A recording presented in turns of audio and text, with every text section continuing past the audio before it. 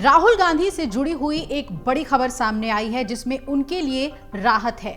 Bombay high court ने शुक्रवार को राष्ट्रीय स्वयंसेवक संघ यानी आरएसएस कार्यकर्ता द्वारा राहुल गांधी के खिलाफ दायर आपराधिक मानहानि मामले में सबूत के रूप में कुछ अतिरिक्त दस्तावेजों की अनुमति देने वाले भिवंडी अदालत के आदेश को रद्द कर दिया। आपको बता दें, न्यायमूर्ति पृथ्वीराज चौहान ने राहुल गांधी द्वारा दायर याचिका पर यह आदेश पारित किया। इस याचिका में आरोप लगाया गया था कि ट्रायल कोर्ट ने आरएसएस पदाधिकारी राजेश कुंटे को कुछ दस्तावेज देर से पेश करने की अनुमति दी थी।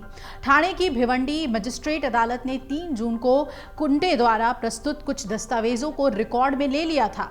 राजेश कुंटे गांधी के खिलाफ मामले में शिकायत करता है और इस दौरान मजिस्ट्रेट कोर्ट ने कथित मानहानिकारक भाषण के जो कॉपी थी उसे सबूत के तौर पर स्वीकार कर लिया था, जिसके आधार पर ही मानहानि का मामला दायर किया गया था। राहुल गांधी ने इसे हाईकोर्ट के समक्ष इस आधार पर चुनौती दी कि मजिस्ट्रेट का आदेश कुंटे द्वारा दायर एक अन्य याचिका में हाईकोर्ट के एकल न्यायाधीश के आदेश का उल्लंघन है, जो उसी मानहानि की शिकायत में संबंधित थी। 2021 में एकल न्यायाधीश न्यायमूर्ति रेवते मोहिते डेरे ने राहुल गांधी द्वारा दिए गए कथित अपमानजनक भाषण को स्वीकार करने या अस्वीकार करने की मांग करने वाली कुंटे द्वारा दायर याचिका को खारिज कर दिया था। न्यायाधीश डेरे ने तर्क दिया था कि किसी आरोपी व्यक्ति को याचिका में स्वीकार करने या अस्वीकार करने वाले जो तथ्य हैं उसके लिए मजबूर नहीं किया जा सकता। राहुल गांधी ने अपनी याचिका में दावा किया कि 2021 के आदेश के बावजूद मजिस्ट्रेट उन्हीं दस्तावेजों को रिकॉर्ड में ले रहे थे। 2014 के चुनाव से पहले राहुल गांधी ने अपने एक भाषण में कहा था कि महात्मा गांधी की मौत के लिए आरएसएस जिम्मेदार है। उन्होंने ये भाषण महाराष्ट्र के ठाणे जिले में भिवंडी में दिया था। उनके बयान के बाद आरएसएस पदाधिकारी राजेश कुंटे ने उन पर मानहानि का मामला दर्ज कराया था। राहुल गांधी ने अपनी याचिका में दावा किया कि 2021 में उच्च न्यायालय की एक अन्य पीठ ने कुंटे को मामले में कोई भी नया दस्तावेज जमा करने की इजाजत नहीं दी थी। हालांकि इसके बावजूद मजिस्ट्रेट ने शिकायत के हिस्से के रूप में दस्तावेज जमा करने की अनुमति दी थी।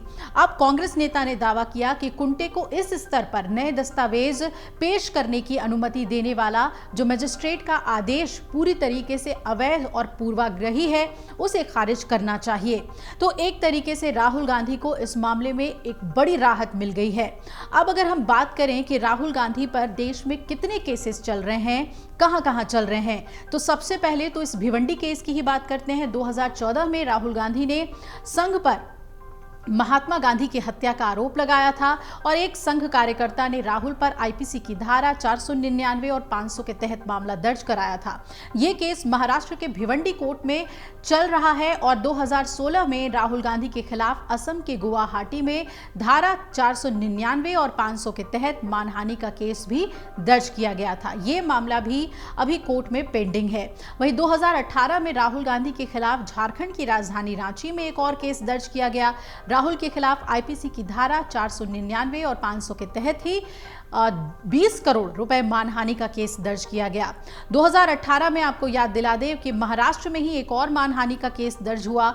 ये मामला मझगांव स्थित शिवड़ी कोर्ट में चल रहा है। वहीं 2018 में एडीसी बैंक के चेयरमैन अजय पटेल ने अदालत में मानहानि का मामला दर्ज कराया। 2017 में बेंगलुरु में पत्रकार गौरी लंकेश की हत्या के मामले में आरएसएस को कथित तौर पर जोड़ने के लिए राहुल गांधी के खिलाफ मुंबई में मानहानि की शिकायत दर्ज कराई गई। और 18 में राफेल जेट सौदे पर राहुल ने बीजेपी का मजाक उड़ाया था। इस मामले में राहुल के खिलाफ एक गुड़गांव की कोर्ट में भी मानहानि का केस दर्ज किया गया। वहीं 2019 में जबलपुर में तत्कालीन बीजेपी अध्यक्ष अमित शाह पर हत्या का आरोप लगाने जैसे कथित मामले में राहुल गांधी के खिलाफ अहमदाबाद कोर्ट में मानहानि का केस दर्ज कराया गया।